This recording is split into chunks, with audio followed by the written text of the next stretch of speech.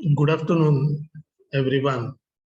Welcome to this extra class on Unit 1 of Mechatronics.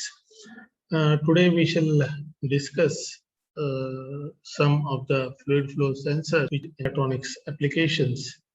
We'll go one by one. The principle we'll see first of all. The fluid flow is generally measured by applying Bernoulli's principle, which we have studied during fluid mechanics. Bernoulli's principle of fluid flow through a constriction. Constriction म्हणजे अडथळा. What did Bernoulli's equation tell us? It was a form of a energy conservation equation. Bernoulli's equation says that if I got a continuous pipe, let us say, and if I take three sections across the pipes, in this continuum or in the continuous media, section 1, section 2, and section 3. What Bernoulli's equation states that whatever are the energy levels at section 1 will be equal to energy levels at section 2 will be equal to energy levels at section 3, and so on and so forth. So that the energy is conserved. Now this is what is Bernoulli's equation, which is related with energy conservation, law of conservation of energy in a fluid process. Okay, now how that is used in sensing and measuring fluid flow? It's very simple. Whatever constriction or whatever is the restriction I place between the flowing medium, let it be a venturi meter, let it be an orifice meter. So whatever constriction, जो काय अडथळा जे काही मी parametric changes दोन sectionच्या मध्ये करणार आहे, as these are conserved, right? The properties of the fluid are conserved. So by using this Bernoulli's equation, I can find out the flow phenomena. I can measure the volume flow rate. I can measure the mass flow rate of the flowing fluid. Now, this Bernoulli's equation is efficiently used in particularly venturi meter and orifice meter. If you recollect, venturi meter, it has got the inlet, it has got a converging portion, it has got throat, it has got diverging portion. If we make three sections, at the inlet where nominal diameter is there, at the throat where the diameter is reduced, right? And I have once again at outlet the original diameter is restored. Section 1, section 2, section 3. Now at section 1, what are the energy properties? Like what is the pressure, what is the velocity of flow, and what is the elevation relating to pressure energy, kinetic energy, and we have the potential energy. All right, pressure energy, kinetic energy, and potential energy. So if you remember Bernoulli's equation, P by gamma plus V2 square by V square by 2G plus Z, right? So P by gamma corresponds to pressure energy in terms of head. V square by 2G corresponds to kinetic energy in terms of head. And Z corresponds to elevation, its orientation, which corresponds to your body forces or weight forces. Now, addition of these three gives me total energy contained at section 1. Now, this total energy at section 1 will be equal to total energy at section 2, will be equal to total energy at section 3. Now, what happens in the initial converging portion? What happens is because the diameter reduces, the area of cross section reduces, and as per continuity equation, as the area reduces, velocity increases. So in my pressure, velocity, and elevation terms, velocity at section 2 has increased, that is the kinetic energy has increased. Now the total energy has to be conserved, should remain same at section 1 and section 2. What has happened in the converging portion? The kinetic head has increased. Now to compensate for this increased kinetic head, elevation I cannot change, Z I cannot change, but to compensate for the kinetic energy rise, the pressure drops. right? So that the addition of pressure energy plus kinetic energy plus elevation, the potential energy, it should remain same, right? So now across these two sections, if I measure the drop in pressure, right, increase in velocity or increase in kinetic energy will be equivalent to decrease in pressure energy. Now, instead of measuring kinetic energy directly, instead of measuring velocity directly, what I do is I indirectly measure the pressure drop, right? So as these from conservation principle, as these are same, I can you make use of either the bottom two pressure gauges at section 1, section 2, or I can make use of a U-tube manometer between section 1 and section 2, between inlet and float, and whatever is the pressure drop, that corresponds to my kinetic energy. Once the kinetic energy or kinetic head is known to me, I know kinetic head is equal to V square by 2G, isn't it? So V square is equal to 2GH, or V is equal to square root of 2GH. I can find out the velocity of flow. And from velocity, after knowing the area of cross section, I can find out volume flow rate, right? So this is how, by using a constriction, by using the energy conservation principle, I can measure the fluid velocity, volume flow rate or mass flow rate. The quantity of fluid flow is computed by using pressure drop measured. The fluid flow volume is proportional to square root of pressure difference at the ends of the constriction. There are various types of fluid flow measurement devices being used in mechatronics devices such as orifice plate, turbine meter, etc. I just told you the case of venturimeter. Venturimeter is also used. Orifice also works on the similar principle. Now, it is you have the constricted place, space where the area of flow is reduced. So area of flow reduced, so that the velocity increases. As the velocity increases, pressure drops, right? So I connect one pressure gauge or maybe a manometer between P1 and P2, right? So that whatever is the drop in pressure can be measured, and that this drop in pressure corresponds to my kinetic head, right? And from that I can find out what is the velocity of flow. This exhibit a bit nonlinear behavior and does not work with slurries. Well, you cannot expect only water flow rate to be measured everywhere. In industrial applications, it might contain some chemicals. In mud pumps, maybe you need to measure the flow rate of mud, or in cement slurry in some cases where nowadays you must have seen the cement slurry is directly poured into to make the slabs. So in those continuous processes, you need to measure the slurry flow rate even. So in such cases, this orifice plate becomes a bit erroneous. It has the accuracy of plus or minus 1.5%. Then you have a turbine meter, which is used as a flow sensor. It is a simple in construction. You have inlet and you have outlet. And across, like a turbine, a rotor, impeller is there. You have an impeller, and then it has got one magnet connected here, and then with every rotation, there is sort of propulsion action, right? Because of this flow, propulsion is opposite. You make this impeller or runner rotate, and because of that, there is a jet of fluid. But here, because of fluid flow, the turbine rotor is rotating.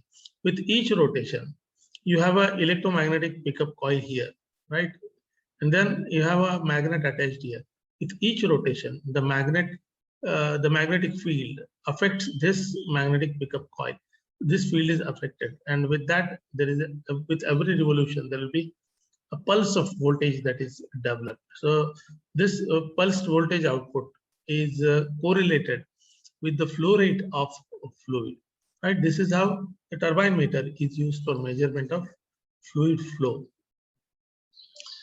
It has a multi-blade rotor mounted centrally in the pipe along which the flow is to be measured. Figure shows the typical arrangement of the rotor and a magnetic pickup coil. The fluid flow rotates the rotor. Accordingly, the magnetic pickup coil counts the number of magnetic pulses generated due to the distortion of magnetic field by the rotor blades. The angular velocity is proportional to the number of pulses and fluid flow is proportional to angular velocity. Turbine flow meter has an accuracy of plus or minus 0.3%. So the inaccuracy is very low. So it is comparatively more accurate than my Venturi meter or Orifice meter. So there is one more industrially used mechatronic device called as electromagnetic flow sensor. Similarly, similar to my turbine flow meter, I have the variable flow that is taking place here, and I have the magnetic field that is set up across this flow field. Right? These are the sensing electrodes, and you have the field coils which will set up these electromagnets, set up a magnetic field. Right, of strength B, flux density Weber per meter square, right? W by meter square. So that is a constant strength magnetic field is set up, right? And then as the conducting process, yes, this is the requirement in electromagnetic flow sensor. The fluid medium has to be electrically conducting or magnetically conducting, right? So the flowing fluid, as it is conducting, it will affect the magnetic field set up by these stator coils, electromagnetic coils. And because of that, at the end plates, at the electrodes, at these opposite faces, what happens is there is a EMF that is induced depending on flow rate. Now the EMF that is induced will be proportional to the flow rate of the flowing fluid, right? More the flow rate, more will be the EMF that is set up, right? So this is how this electromagnetic flow sensor, which is industrially practically used, is very useful in mechatronic industrial flow processes. As the liquid moves through the field with average velocity V, electrodes sense the induced voltage. An insulating liner prevents the signal from shorting to the pipe wall. The output voltage E is directly proportional to the liquid velocity, resulting in the linear output of a magnetic flow meter.